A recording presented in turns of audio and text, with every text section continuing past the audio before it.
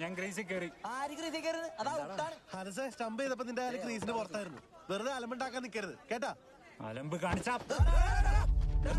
പുറത്താണ്. പോയി തരത്തി പോയി കളിക്കാം. സ്റ്റംപ് ചെയ്യുമ്പോ ഔട്ടാൻ നിക്കണല്ല ഞാൻ.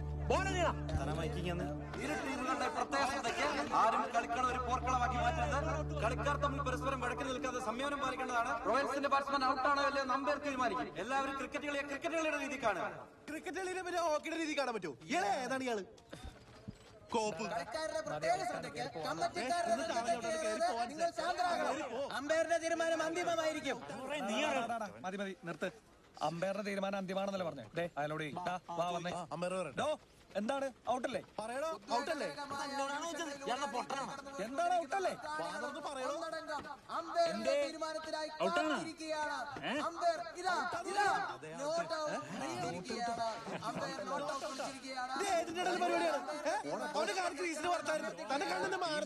അപ്പോൾ ഇനി ഇതിൽ തർക്കമില്ല.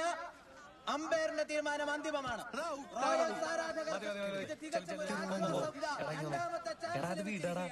അവന്മാരെന്തായാലും കളിയേക്കാൻ പോള. പിന്നെന്താണ്? നീ പോയി കീപ്പ് വെച്ചല്ലേ പോ. 18 റൺസുമായി ബാറ്റിംഗ് തുടരുന്നു. 4 ഓവറും 3 ബോളും ബാക്കി.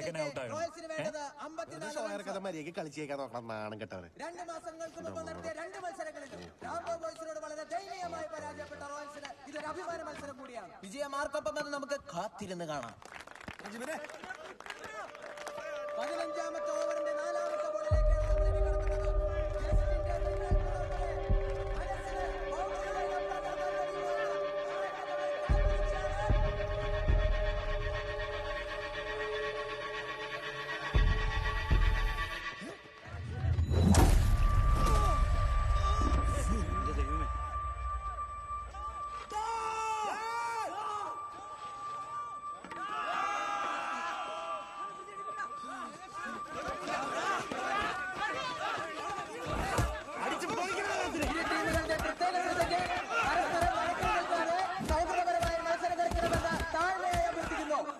താനിതെന്ത് വർത്താനമാണ് ഈ പറഞ്ഞത്?